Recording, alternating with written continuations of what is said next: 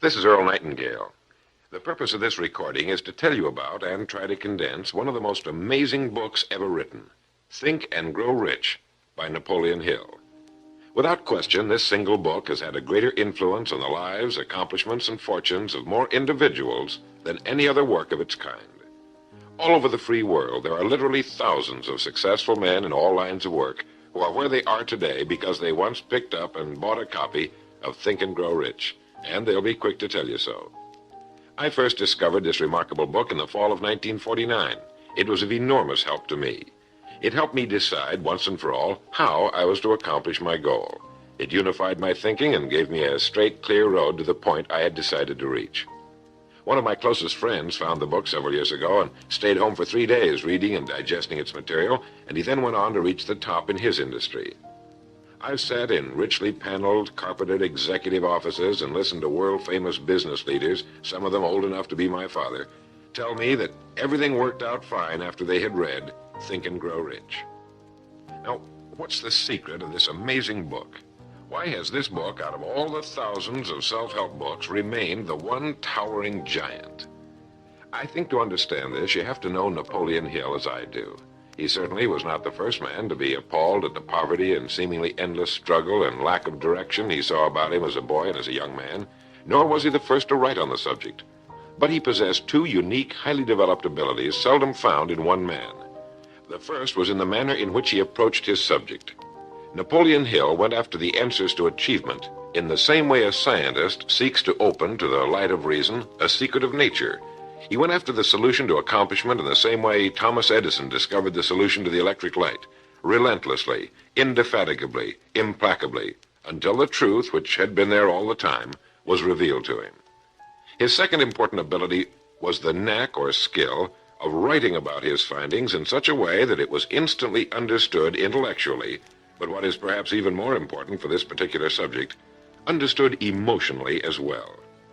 When the last page of Think and Grow Rich was read, the hand which put the book down on the table was a different hand. The man who then stood and walked out into the world was a changed man. The suffocating, entangling webs of self-imposed frustration and indirection had fallen away, and now the way was clear. The man was now the possessor of the unique, unseen talent for turning dreams into reality, thoughts into things. So-called fate or the idle effects of exterior circumstances were no longer in command. He who had been a passenger was now, suddenly, the captain. To begin, we have to understand the simple truth, the principle or philosophy which lies as the supporting structure of this work. Unless whatever it is you build is based on truth, you will end with the entire structure fallen and scattered about you like the armor of Homer's ancient warriors. It simply cannot stand. It cannot withstand the test of time. The reason Think and Grow Rich has withstood the test of time is because it rests on the broad, clean foundation upon which may also be found every accomplishment of man. The clear, unchallengeable fact that everything begins with an idea. A philosophy based on the fact that riches of every kind begin with the state of mind, that one may start with nothing but thoughts, ideas, and organized plans. Thoughts are things, incredibly powerful things when mixed with definiteness of purpose, persistence, and a burning desire for their translation into material objects or riches, riches being whatever it is you happen to want. Wise men have been saying this for centuries, and just recently Charles A. Cerami wrote, "The truth is that the human mind is as real an organism as any muscle in the body, but far greater in potential power. And like muscle fiber, it can be strengthened to lead on to unimagined conquests." So this, then, is the truth on which Think and Grow Rich is based. If you know what you want, and if you want it strongly enough to muster the kind of persistence that simply cannot be stopped, you will most certainly achieve it. By controlling your mind, you can control your destiny here on Earth. With this as our foundation, let's talk about Napoleon Hill's famous 13 proven steps to riches as found in his book, Think and Grow Rich. Remembering, of course, that riches are whatever it is you happen to want. And right here, let me make two important points. The first is that whenever you listen to this record, have a notebook handy and make notes as we go along. The second is that This record was produced for your own personal use, to go with you on your own exciting journey. To play this record for a group will prove to be of only temporary help. Make sure you have your own personal copy to play again and again, particularly at those times when you may feel yourself getting off the track. And now, Napoleon Hill's famous 13 Principles. You will notice that we have separated each principle by banding them on the record. In this way, you're given quick access to any particular principle to which you may wish to return for reference. The first principle, desire. Here is the starting point for all achievement, the first step toward riches. But it's right here that we so often run into a stumbling block. A person will say, I know what I desire, but can I get it? We'll get into this business of doubt later, but once and for all, let's clear up this point.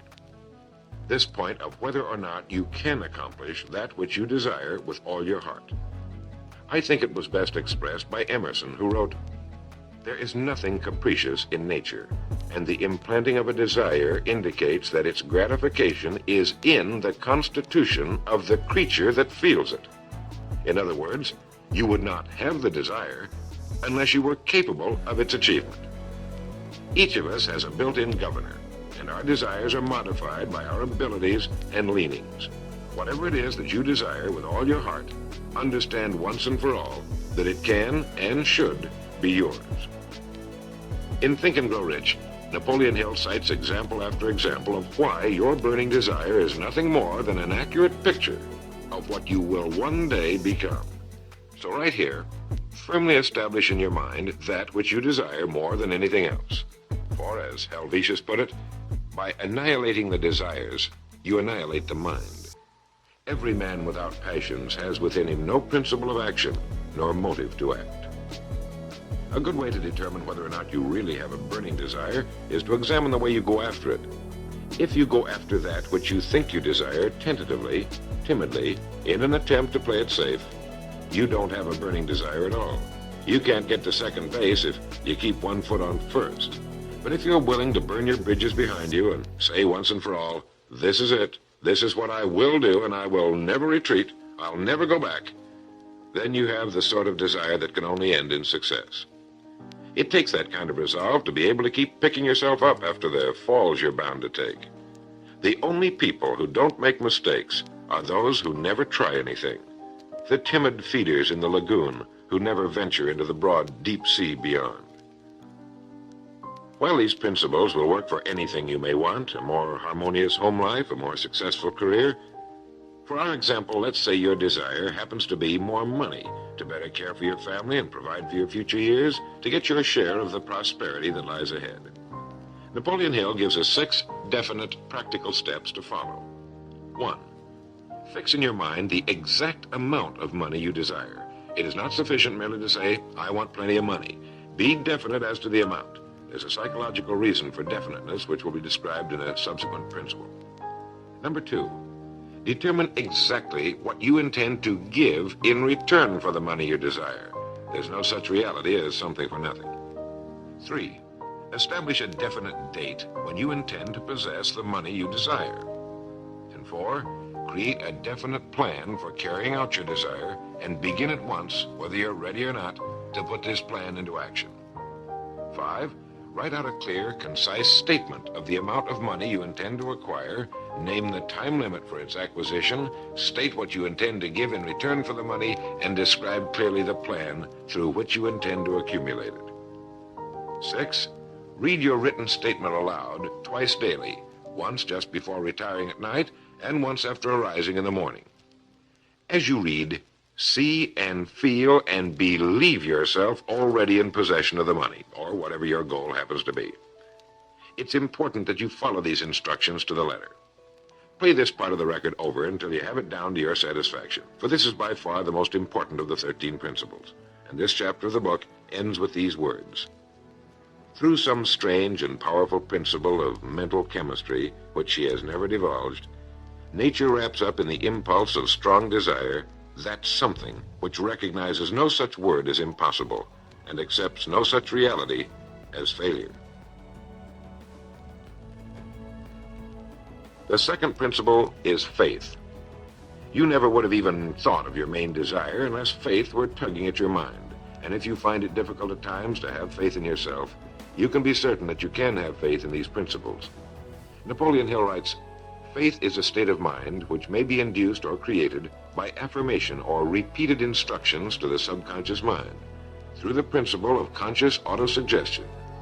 Conscious autosuggestion simply means a suggestion by yourself to yourself, just as an autobiography is a biography written by the person it's about. By getting a mental image of yourself already having accomplished your main desire over and over again, you will muster the faith you need. Faith is vital to accomplishment. The Emperor Napoleon once said, "All the scholastic scaffolding falls as a ruined edifice before one single word, faith." Pascal said, "Faith affirms many things respecting which the senses are silent, but nothing which they deny. It is superior to their testimony, but never opposed to it." Goethe said, "Epochs of faith are epochs of fruitfulness, but epochs of unbelief, however glittering, are barren of all permanent good." And as Schlegel put it, "In actual life, every great enterprise begins with and takes its first forward step in faith." Have faith that you can accomplish that which you seek, for you would never have decided upon it unless it was meant for you to accomplish. In his chapter on faith, Napoleon Hill gives us a self-confidence formula. First, I know that I have the ability to achieve the object of my definite purpose in life. Therefore, I demand of myself persistent, continuous action toward its attainment, and I here and now promise to render such action. Second, I realize the dominant thoughts of my mind will eventually reproduce themselves in outward physical action and gradually transform themselves into physical reality. Therefore, I will concentrate my thoughts for 30 minutes daily upon the task of thinking of the person I intend to become, thereby creating in my mind a clear mental picture of that person. Third, I know through the principle of autosuggestion, any desire that I persistently hold in my mind will eventually seek expression through some practical means of attaining the object back of it. Therefore, I will devote 10 minutes daily to demanding of myself the development of self-confidence. Fourth, I have clearly written down a description of my definite chief aim in life, and I will never stop trying until I have developed sufficient self-confidence for its attainment. Fifth, I fully realize that no wealth or position can long endure unless built upon truth and justice. Therefore, I will engage in no transaction which does not benefit all whom it affects. I will succeed by attracting to myself the forces I wish to use and the cooperation of other people. I will induce others to serve me because of my willingness to serve others. I will eliminate hatred, envy, jealousy, selfishness, and cynicism by developing love for all humanity, because I know that a negative attitude toward others can never bring me success. I will cause others to believe in me because I will believe in them and in myself. In rereading Think and Grow Rich so that I could write this condensation for recording, I was forcibly struck all over again by this great chapter on faith, particularly the examples of how some of the world's greatest men have accomplished what appeared to be impossible through faith. The third principle is autosuggestion. We've already touched on this. This chapter of the book tells us how, through repeated suggestion, the subconscious mind can be put to work for us. It is the faculty of being able to concentrate your mind on your burning desire until your subconscious mind accepts it as fact and begins to devise ways of bringing it about. Here is where hunches come from, sudden flashes of thought or inspiration, guidance. The instructions given in connection with the 6 steps in the second chapter will now be summarized and blended with the principles covered by Napoleon Hill's chapter on autosuggestion. First, go into some quiet spot, perhaps in bed at night, close your eyes and repeat aloud, so you may hear your own words, the written statement of the amount of money you intend to accumulate, or a careful reaffirmation of whatever your goal happens to be, the time limit for its accumulation, and a description of the service or merchandise you intend to give in return for the money. As you carry out these instructions, see yourself already in possession of your goal. For example, suppose that you intend to accumulate $50,000 by the 1st of January, 5 years from now, that you intend to give personal services in return for the money in the capacity of a salesman. Your written statement of your purpose should be similar to the following. By the 1st day of January, 19, whatever it happens to be, I will have in my possession $50,000, which will come to me in various amounts from time to time during the interim. In return for this money, I will give the most efficient service of which I am capable, rendering the fullest possible quantity and the best possible quality of service in the capacity of salesman of, and here describe the product or service you intend to sell or whatever it is you do for a living. It goes on. I believe that I will have this money in my possession. My faith is so strong that I can now see this money before my eyes. I can touch it with my hands. It is now awaiting transfer to me at the time and in the proportion that I deliver the service I intend to render in return for it. I am awaiting a plan by which to accumulate this money, and I will follow that plan when it is received. Second, repeat this program night and morning until you can see in your imagination the money you intend to accumulate. Third, place a written copy of your statement where you can see it night and morning and read it just before retiring and upon arising until it's been memorized. As you carry out these instructions, you are applying the principle of autosuggestion. The fourth principle is specialized knowledge. It is here that I think Napoleon Hill makes a very important point. Knowledge is power only to the extent that it is organized into a definite plan of action and directed to a definite end.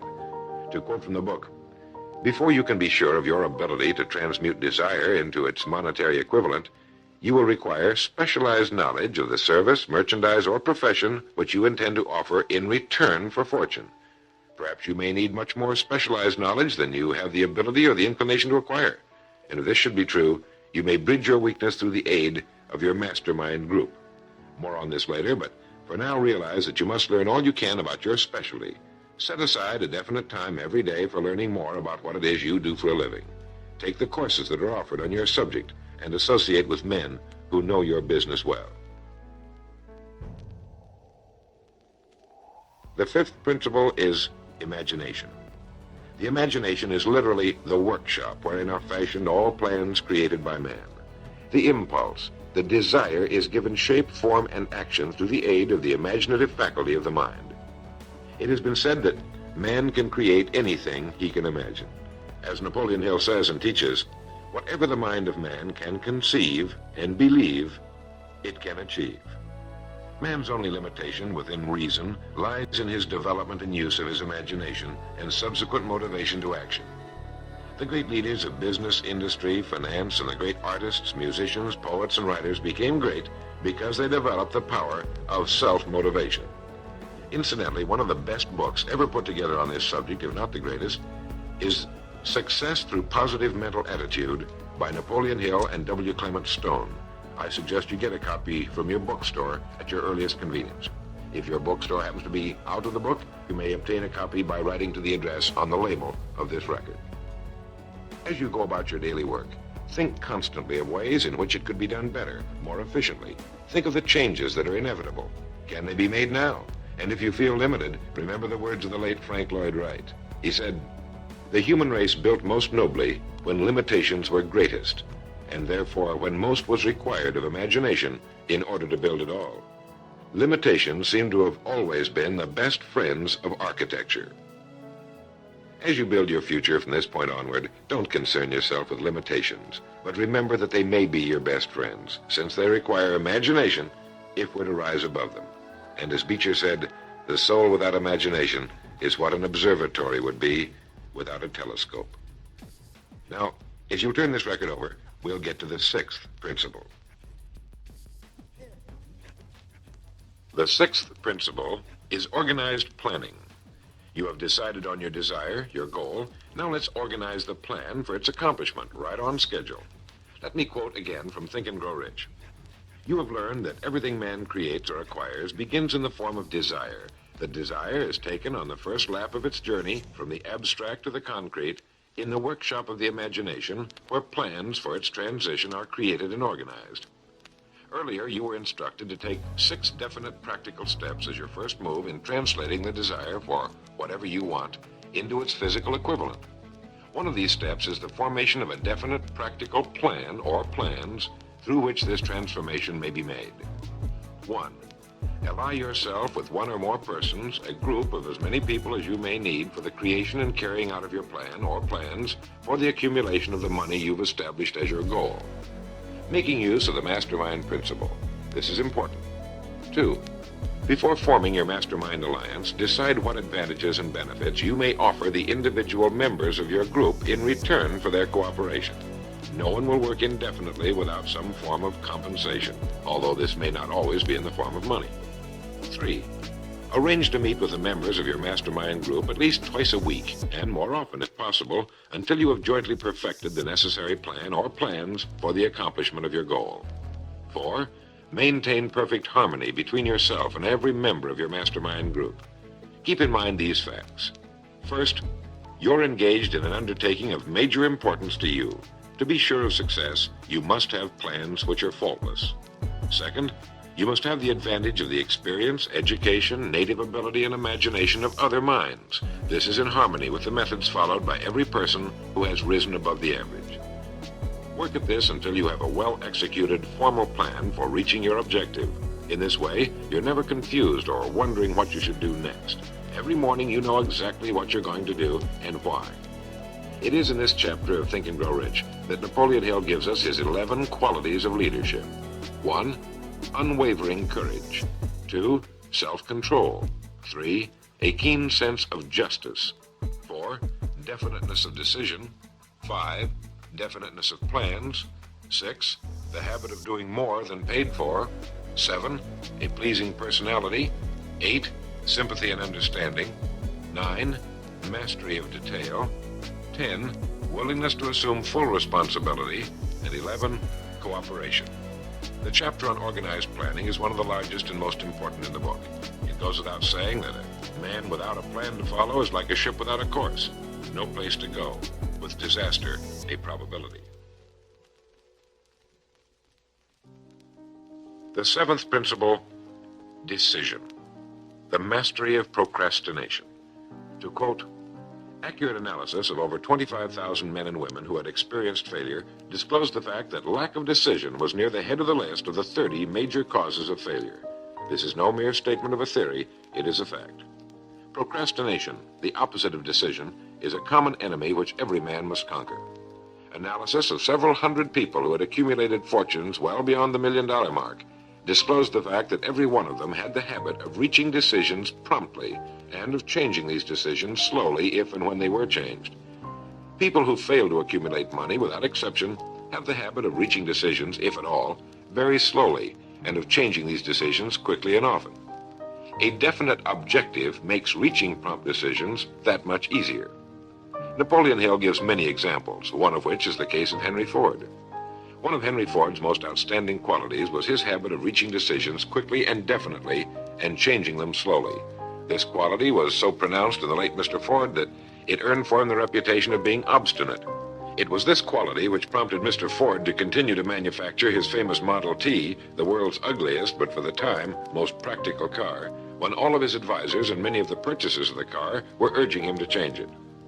Perhaps he delayed too long in making the change, but the other side of the story is that his firmness of decision yielded a huge fortune before the change in model became necessary, and the company is certainly none the worse for it today. When you make up your mind, stay with it. The majority of people who fail to make the grade are generally easily influenced by the opinions of others, easily swayed. They permit the newspapers and the gossiping neighbors to do their thinking for them. Opinions are the cheapest commodities on earth. Keep your own counsel when you begin to put into practice the principles we're describing here. By reaching your own decisions and following them, take no one into your confidence except the members of your mastermind group, and be very careful in your selection of this group, that you choose only those who will be in complete sympathy and harmony with your purpose. Close friends and relatives, while not meaning to do so, often handicap one through opinions and sometimes through ridicule. Thousands of men and women carry inferiority complexes with them all through life because some well-meaning but ignorant person destroyed their confidence through opinions or ridicule. If a decision is worth anything at all, it's worth sticking to until it's been completely worked. The 8th principle, persistence. Napoleon Hill defines persistence as the power of will. Willpower and desire, when properly combined, make an irresistible pair. Persistence to an individual is what carbon is to steel. In uncounted thousands of cases, persistence has stood as the difference between success and failure. It is this quality more than any other that keeps the majority from great accomplishment. They'll try a thing, but as soon as the going gets tough, they fold. Experience with thousands of people has proved that lack of persistence is a weakness common to the majority of men. It is a weakness which may be overcome by effort. If you're to accomplish the desire you've set for yourself, you must form the habit of persistence. Things will get dark. It will seem as though there's no longer any reason to continue. Everything in you will tell you to give up, to quit trying. And it's right here that the men are separated from the boys. It's right here that if you'll go that extra mile and keep going, that the skies will clear, and you'll begin to see the first signs of the abundance that is to be yours because you had the courage to persist. With persistence will come success. Persistence is a state of mind. Therefore, it can be cultivated. Like all states of mind, persistence is based upon definite causes, among them these. 1, definiteness of purpose, knowing what you want. 2, desire. 3, self-reliance. 4, definiteness of plans. 5, accurate knowledge, knowing that your plan is sound. 6, cooperation. Sympathy, understanding, and harmonious cooperation with others tend to develop persistence. 7, willpower. 8, habit. Persistence is the direct result of habit. The 9th principle, power of the mastermind. It is in this section that Napoleon Hill describes the importance of forming a group of individuals sympathetic to your desire. They may be individuals with similar plans. A mastermind group can be made up of 2 or more individuals. No 2 minds ever come together without thereby creating a third invisible, intangible force, which may be likened to a third mind. You may have noticed many times that by discussing something with another individual, you suddenly get good ideas as a result of this association. Ideas you would not have gotten without this association. The same thing happens to the other person. A lot of good ideas have been born in individual minds as a result of having met in committee. Associating with your mastermind group is not meant as a means of letting others do your thinking for you. Far from it. It is to stimulate your own thinking through the association with other minds. No one knows everything. The more sympathetic minds you get together, and by sympathetic I mean working for a common purpose, the more related information is going to be available. And great ideas are a combination of related information. So pick the member or members of your mastermind group with care. Make sure they're people you respect and who are hardworking and conscientious. You'll have a lot of fun, and you'll all reach your goals just that much sooner. The 10th principle could be called enthusiasm. That is, the enthusiasm that comes from the channeling of all bodily drives into positive, worthwhile outlets. It is in this chapter that Napoleon Hill describes the importance of the woman, the one and only woman, in the achievement of a worthwhile goal. It seemed quite significant to Mr. Hill that practically every great leader was a man whose achievements were largely inspired by a woman. When things get tough, and you can count on it, they will, you may be deserted by what you thought were friends. But if you've got a good woman, you'll never be alone. She'll be willing to start over again if necessary, and she'll give you the new enthusiasm that comes through her faith in you. Having someone to love is having someone to share your success and accomplishments, to give you the praise that all of us need from time to time. A man can become successful without a wife and family, but all the real joy is taken out of it. Take care of your wife and children as your greatest possessions. The 11th principle has to do with the subconscious mind. The subconscious mind consists of a field of consciousness in which every impulse of thought that reaches the objective mind through any of the 5 senses is classified and recorded, and from which thoughts may be recalled or withdrawn as letters may be taken from a filing cabinet. It receives and files sense impressions or thoughts, regardless of their nature. You may voluntarily plant in your subconscious mind any plan, thought, or purpose which you desire to translate into its physical or monetary equivalent. The subconscious acts first on the dominating desires which have been mixed with emotional feeling, such as faith. Your subconscious mind works night and day. Through a method of procedure unknown to man, the subconscious mind draws upon the forces of infinite intelligence for the power with which it voluntarily transmutes one's desires into their physical equivalent, making use always of the most practical media by which this end may be accomplished. You cannot entirely control your subconscious mind, but you can voluntarily hand over to it any plan, desire, or purpose which you wish transformed into concrete form. No one knows very much about what we call the subconscious or unconscious mind. We do know that it is incalculably powerful and can solve our problems if we go about using it the right way. And the best way is to hold in your conscious mind as often as possible a clear picture of yourself already having accomplished your goal. You know what you want, define it clearly, and then project it on the motion picture screen of your mind. Hold it. See yourself doing the things and having the things you'll have when your objective will have been reached. Do this as often as possible as you go about your daily work, and particularly at night, just before you go to sleep, and the first thing upon arising. As you do this, your subconscious will begin to lead you in the most logical ways toward your objective. Don't fight it. Follow your sudden hunches, the ideas that come into your mind, knowing that it's your subconscious trying to get through to your conscious mind. If you'll keep at this, you'll be amazed and delighted by the wonderful ideas that just seem to come from nowhere. In the next principle, we'll talk some more about this sixth sense that seems to control the lives of the great men and women, but it comes from a systematic triggering of the subconscious mind. The lives of the great men and women, which seem miraculous to the average person, are nothing more than the fulfillment of their burning desires through the power of their subconscious minds. Time means nothing to your subconscious. A man could work steadily at his job for 40 years and not accomplish as much as is possible in 3 or 4 years through the proper working of this principle. Your subconscious mind cannot remain idle. If you fail to plant desires in your subconscious mind, it will feed upon the thoughts which reach it as a result of your neglect. Remember that you're living daily in the midst of all manner of thought impulses which are reaching your subconscious mind without your knowledge. Some of these impulses are negative, some are positive. You are now engaged in trying to help shut off the flow of negative impulses and to aid in voluntarily influencing your subconscious mind through positive impulses of desire. When you achieve this, you will possess the key which unlocks the door to your subconscious mind. Bulwer wrote, "The man who succeeds above his fellows is the one who, early in life, clearly discerns his object and toward that object habitually directs his powers. Even genius itself is but fine observation strengthened by fixity of purpose. Every man who observes vigilantly and resolves steadfastly grows unconsciously into genius." The key word there is unconsciously. Know what you want. Decide once and for all that it will be yours. Remain steadfast on course, propelled by faith, and your subconscious or unconscious mind will do the rest. The 12th principle, as outlined in Think and Grow Rich by Napoleon Hill, has to do with the brain. If you had access to all the wealth in the world and took a penny, you would be doing exactly what you very probably have been doing in the use of your brain.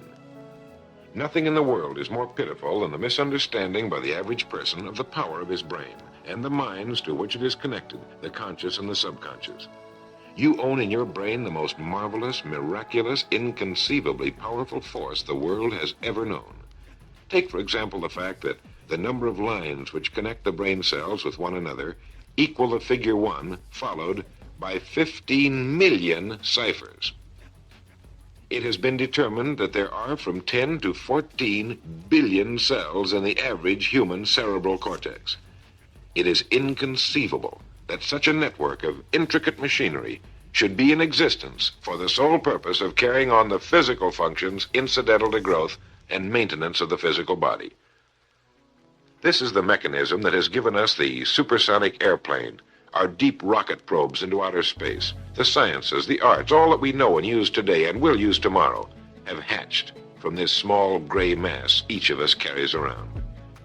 Can you doubt, even for a moment, that it can bring you and yours everything you want here on Earth? Of course it can. If you will recognize your power as an individual and stop acting like those who have never even thought about it. Give it the job you've decided to accomplish and watch it handle it. The 13th and final principle is called the sixth sense. The sixth sense can be described as the sense through which infinite intelligence may and will communicate voluntarily without any effort from or demands by the individual. This principle is the apex of the philosophy. It can be assimilated, understood, and applied only by first mastering the other 12 principles. The sixth sense is that portion of the subconscious mind which has been referred to as the creative imagination. It has also been referred to as the receiving set, through which ideas, plans, and thoughts flash into the mind. The flashes are sometimes called punches or inspirations. The sixth sense defies description. It cannot be described to a person who has not mastered the other principles of this philosophy, because such a person has no knowledge and no experience with which the sixth sense may be compared. The sixth sense is not something that one can take off and put on at will. Ability to use this great power comes slowly through application of the other principles we've outlined.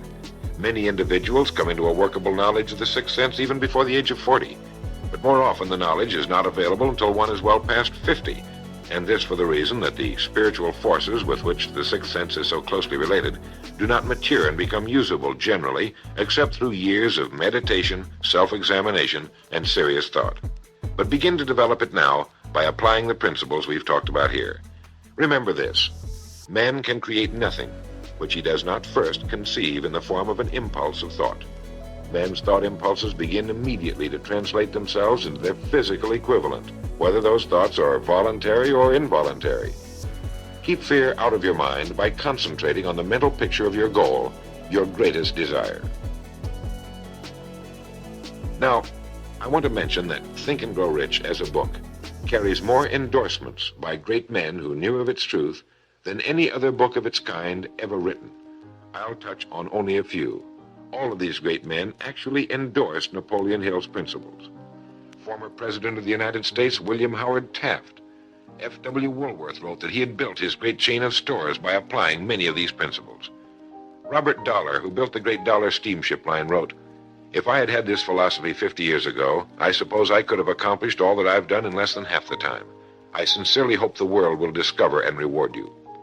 Samuel Gompers wrote that the mastery of these principles is the equivalent of an insurance policy against failure. President Woodrow Wilson. John Wanamaker, the merchant prince, wrote, "I know that your fundamentals are sound because I've been applying them in my business for more than 30 years.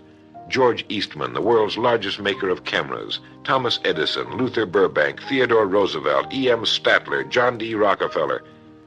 I think you know that the endorsements of these great men could not have been bought with all the money in the world. What we have been talking about here can change your life, can bring you anything and everything worthwhile you want in life for yourself and your family. Cut yourself away from the average, from the mediocre, and chart your course on the dream in your heart. These 13 principles will never let you down, as long as you use them. And now, it is with great pleasure that I give you the author himself, Napoleon Hill. Thank you, Earl Nightingale. The message which you who are listening have just heard has brought you within 3 short steps of the supreme secret of success. The same secret which has brought happiness, peace of mind, and financial success to countless thousands of people who have read Think and Grow Rich. The same secret which has made master salesmen out of ordinary order takers. And the same secret which has brought friendship, love, and marriage to men and women who have come under the spell of the 13 principles which Earl Nightingale has just described. You desire the better things of life, or you wouldn't be listening to this record. Come with me then, and I will help you chart your course, so you may acquire whatever it is that you desire most in life by following these instructions. 1. Condition your own subconscious mind to work for you while you sleep as well as when you are awake. You can do this by playing this record to yourself every night just before you retire. Then, before you go to sleep, after hearing the record, write out a clear statement of what you wish to accomplish the following day, and request your subconscious mind to work during the night and provide you with the plan you will need to achieve your purpose. 2. Form a personal mastermind group of 2 or more people who are closely associated with you. They can be members of your family, your business, or your professional associates, or people who work where you are employed. And play this record in their presence at least once a week. After you have done this, engage in a friendly roundtable discussion of the 13 success principles, and request each person in the group to participate and to look for inspirational ideas which may help him or her to become more successful. 3. Beginning now, follow the habit of rendering more service and better service than that which is expected of you, and do it in a pleasing, positive mental attitude. This will make friends for you, it will increase the value of your services, and it will attract opportunities by which you may get from life whatever it is that you most desire. Follow these instructions to the letter, and you will surely see the day when you can express a prayer of gratitude for having had the privilege of hearing and acting on the message which Earl Nightingale has given you through this record. And now, may I reach out across the space and the time which separate us and offer you a hand of friendship and a sincere prayer that you will be blessed with a richer and a fuller life because of this message. Your big opportunity may be right where you are now. Follow these instructions faithfully, and it will reveal itself to you. This is Napoleon Hill saying, don't search for opportunity in the distance, but recognize it and embrace it right where you are.